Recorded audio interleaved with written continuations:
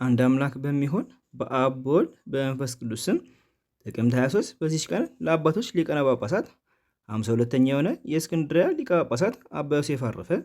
ይህም አባት ከመኑፍ ሀገር ከታላላቆች ተወላጆች ወገን ነው። ወላጆችም በብዙ ገንዘብ ያላቸው ነበሩ።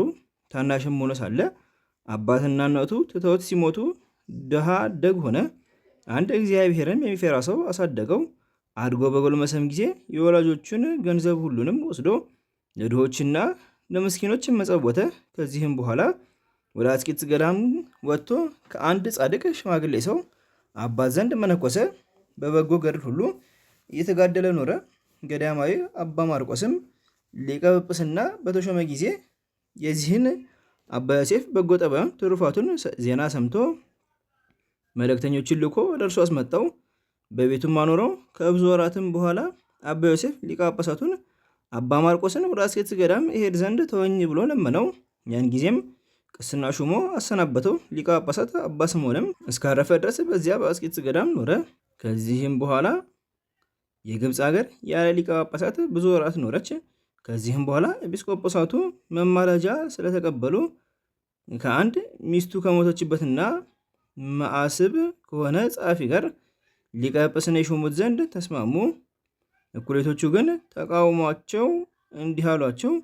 የአባቶቻችን ቀኖና መማለጃ የሚቀበሉ ሁሉ ወይም ስለ ክህነት ሹመት መማለጃ የሚሰጠውን ያወግዛል። ይልቁንም ይህ ሰው ሚስት አግብቷል፣ እንዴት ሊሾም ይችላል? በወንጌላዊ ማርቆስ ወንበር የሚሾም ንጹሕ ድንግል ነውና። ይህንንም ባሏቸው ጊዜ ፈሩ። ተመልሰውም ተስማሙ።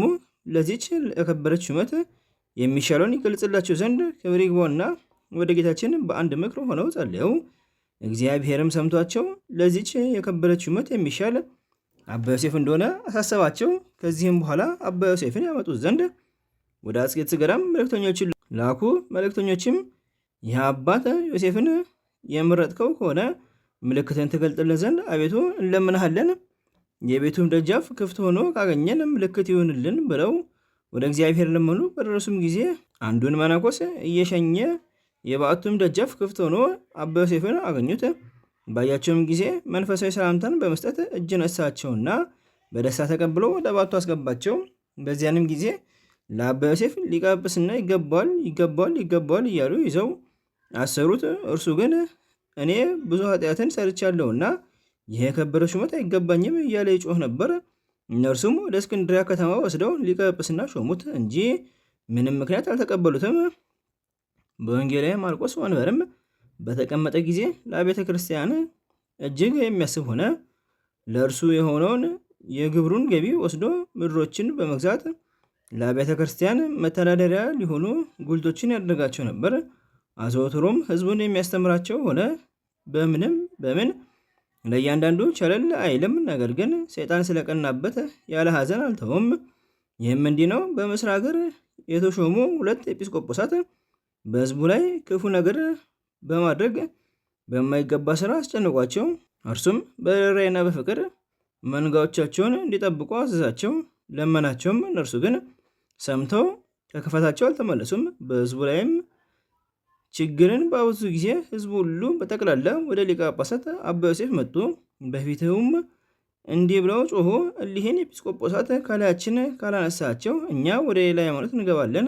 አባ ዮሴፍም በመካከላቸው ሰላምን ለማድረግ ብዙ ትግል ታገለ፣ ግን አልተቻሉም። ከዚህም በኋላ ወደ ግብፅ ሀገር ያሉትን ኤጲስቆጶሳት ለጉባኤ ሰበሰባቸውና እሊህ 2 ኤጲስቆጶሳትን ነገራቸው። አሁንም ከመንጋቸው ጋር ሊያስታርቃቸው ሽቶ እሊህን ኤጲስቆጶሳት ወደ ጉባኤው አስቀረባቸው። እነርሱ ግን የጉባኤውንም የእርሱንም ቃል አልተቀበሉም። ስለዚህም ያ ጉባኤ ከሹመታቸው ሻራቸው። እነርሱም ወደ ግብፅ ሀገር ሄደው በሊቀ ጳጳሳት አባ ዮሴፍ ላይ በሐሰት ነገር ሰሩበት። ሊቀ ጳጳሳት አባ ዮሴፍንም ያመጡት ዘንድ ንጉሱ ወንድሙን ከጭፍራ ጋር ላከው። የንጉሱም ወንድም ወደ ሊቀ ጳጳሳት በደረሰ ጊዜ ተበሳጨ።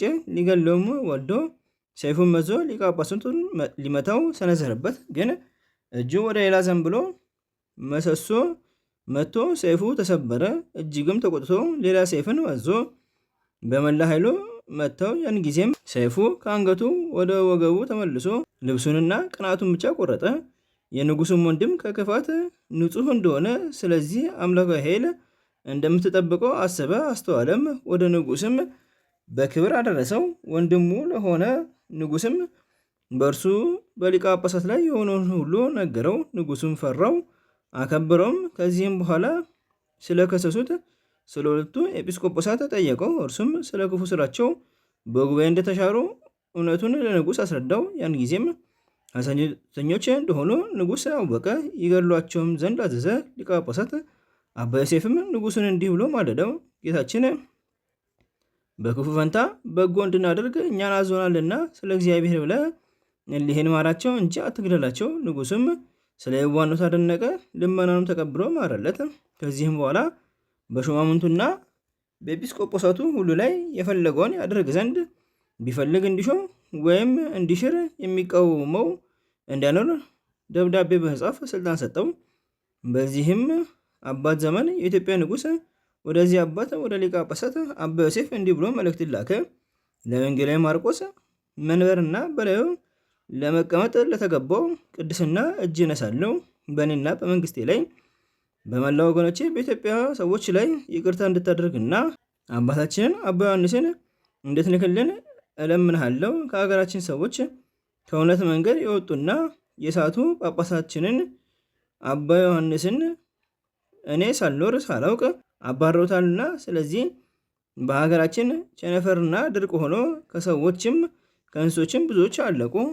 አሁንም አባቴ ሆይ ስንፍናችንን ይቅርበል። መሐሪና ይቅርባይ ወደሆነ እግዚአብሔር ፈጽሞ ይማልድልን ዘንድ በከበረች ጸሎቱም ከዚህ መከራ እንድን ዘንድ አባታችንን አባ ዮሐንስን ላክልን። አባቴ ሆይ የተባረረበትን ምክንያት እኔ ያስረዳሃለሁ። እኔ ልጅህ ከአባቴ ከጳጳስ ከአባ ዮሐንስ ቡራኬ ተቀብዬ እርሱ ከሰራዊቴ ጋር በፍቅር አሰናብቶኝ ወደ ጦር ሜዳ ሄድሁ። ከጦር ሜዳም በተመለሱ ጊዜ አባቴን አባ ዮሐንስ ጳጳሱን አጣሁት። ስለ እርሱም በጠየኩ ጊዜ በቀድሞ ዘመን ዮሐንስ አፈወርቅን ንግሥት አውዶክሲያ እንዳሰደደችው በክፉዎች ሰዎች ምክር ንግሥቲቱ ሚስቴ ማሳደዷን የቆንናውንም ትእዛዝ በመተላለፍ በፈቃዳቸው ሌላ ጳጳስ እንደሾሙ ነገሩኝ። እርሱ አባ ዮሐንስም ከኢትዮጵያ ባሰደዱት ጊዜ ወደ አስኬትስ ገዳም በመሄድ አስቀድሞ በመነኮሰባት በአባ ሙሴ ጸሊም ገዳም በዚያ ተቀመጠ። የኢትዮጵያ ንጉሥ መልእክትንም ወደ ሊቀ ጳጳሳት አባ ዮሴፍ በደረሰች ጊዜ አነበባት። ስለ ኢትዮጵያ ንጉሥ የሃይማኖት ጽናት እጅግ ደስ አለው። ፈጥኖም ወደ አስኬትስ ገዳም መልእክተኞችን ላከ።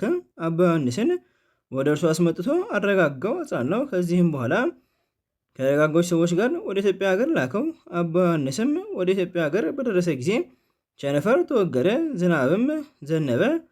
ንጉሱና መላው ኢትዮጵያ ሰዎች ደስ ብሏቸው እግዚአብሔርን አመሰገኑ። ይህም ሊቀ ጳጳሳት አባ ዮሴፍ መናፍቃንን የሚገሥጻቸው ሆነ። ሕዝቡንም ከአባቶቻቸው በተቀበሏት በቀናች ሃይማኖት እንዲጸኑ አስተማራቸው።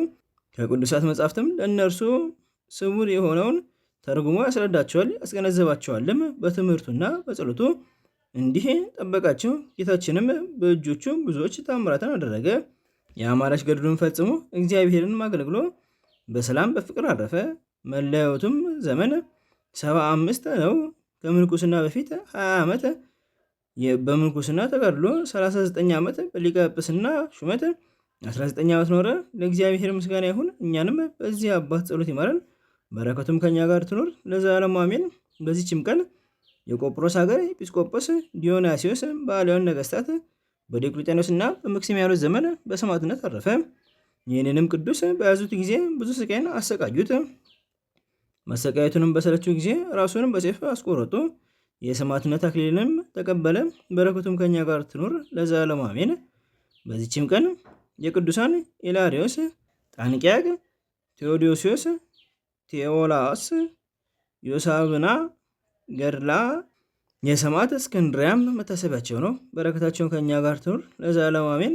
አንድ አምላክ በሚሆን በአብ በወልድ በመንፈስ ቅዱስም ጥቅምት 24 በዚች ቀን መስተጋድል መነኮስ አባ አምላሪዮስ አረፈ። ዘአቅረብኩ ማኅሌተ አዘኪረ አእላፈ እምለተጸምዱከ ዘልፈ እለ አነበብኩ ከብዜኔቴ መጽሐፈ እንተርእሰከ እግዚኦ ጸሪቀ መሎት ውኩፈ እምላቡ ሙላን ዘተርፈ ነቢያት ቅዱሳን ሐዋርያት ሰባክያን ሰማዕታት ወጻድቃን ደናግል አድኅ ወመነኮሳት ሄራን ባርኩ ጉባኤ ዘቲመካን እስከ ረጌሊ ቆኖስ ሕፃን ለጻፈው በክርታስ ወለዛ ጻፈውን ዘደስ ወለጻፎ ሰርጎም ሳዲስ ወለሰማ ቃሎ በዝነ መንፈስ ጸሎተሙ ማርያም አረቂተ ኩሉ እንባ ስቡር የማረን ኢየሱስ ክርስቶስ ቅዱሳኑ ጸሎት ጠብቀን በረከታቸው ከኛ ጋር ትኖር ኦ አምላክነ በከመ ንትቀው አኮ በከመ አምሳነ